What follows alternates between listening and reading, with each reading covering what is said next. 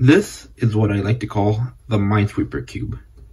In the beginning of Japer's Sudoku Cube video, he mentioned that because someone made a Sudoku Cube, would anyone else make another cube, such as a Minesweeper Cube? And when I saw that, I'm like, hold on, that could be a really good idea.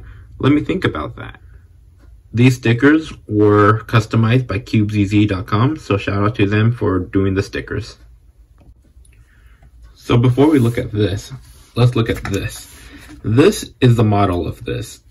And to create this and complete it took me almost 30 cumulative hours. And even after I was done, I still made some mistakes. Like for example, this 3 right here used to be a 2, but then I didn't realize that there was a third mine touching.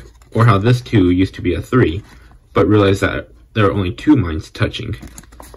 One of my biggest problems was that I decided to put the numbers before the mines instead of the mines before the numbers.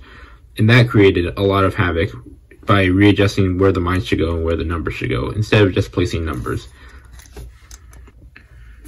So as you can see, I have every number in the center from 1, 2, 3, 4, 5, except for the number 6. That is a mine in the center because 6 of the 8 squares having a mine would be nearly impossible to complete. So very briefly, the numbers on Minesweeper tell you how many mines surround that number on the squares. So for example, in the game that I purposely lost, you can see that there are 3 mines surrounding the number 3. So the exact same thing applies to the Minesweeper Cube. So for example, this number 2 right here, you can see that there's 1 here and there's 1 here. This 6 right here, you can see that there's 1, 2, 3, 4, 5, and 6. Alright, so now the cube is scrambled, and we're going to use this 3 as the center as our reference point because I can't solve this without this. So you can see that we have a 5 and a mine up here. So here's the 5 and here's the mine. And just like a picture cube, we had to make sure that the numbers and the flags are all aligned. And there we go. We have our first pair of the cross. So something hard about this cube is that there are some identical pieces. So for example, this is a 2 and a 3. This is a 2 and a 3, but this is a 2 and a 3. This 2 here does not fit the 3, but this 2 here fits in the 3. So therefore it's this piece. And as I said, you can just adjust the flag, and now we have the cross, believe it or not. So our first corner piece will have a 2 mines and a 4, and we actually found it really easily. So 2 mines and the 4. We have to make sure that the 4 goes right into 2. And there we go, first corner done. Alright, we got 2, 3, 4 in the mine. We have 4, the mine, and the 2. We have the mines and the 4. And we have, it's all matching, so first layer is complete. Okay, so now the second layer, we have a 1 and a 3, and it's right here. It is in the wrong spot, and I am not going to F12 this. Instead, I will find out that the centerpiece is 1 and the centerpiece is 4, so we will do it that way instead. Make sure the pieces do not fall out because that will be nearly impossible to put in. So we see the 3 needs to go in this way, so we will put it right by the 4 and do the algorithm. Okay, next we have a 2 and a 3, and it is in the right spot, but flipped around, and I am still not going to do any F12. We see that the 2 needs to come in here, so we'll put it right there. And there we go. Okay, the second layer is done, and I also realized that I should have solved the cube to where everything's facing correctly going this way instead of going this way.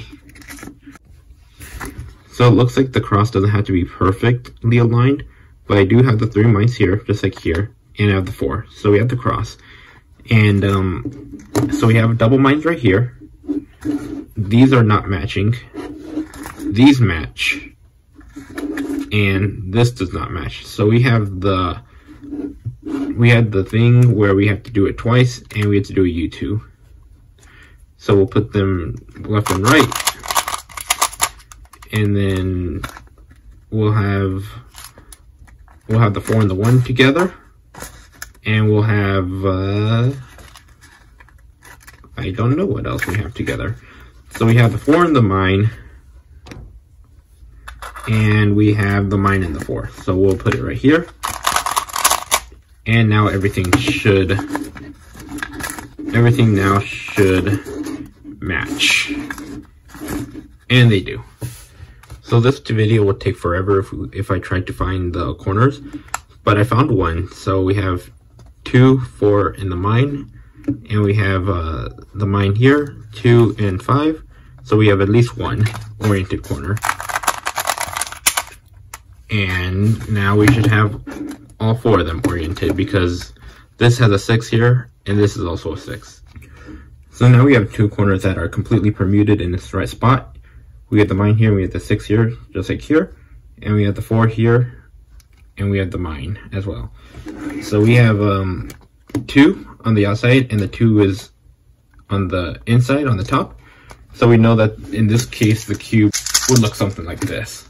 And I do know the algorithm of this, but I don't know it comfortably enough. So we're just going to do the beginner's method.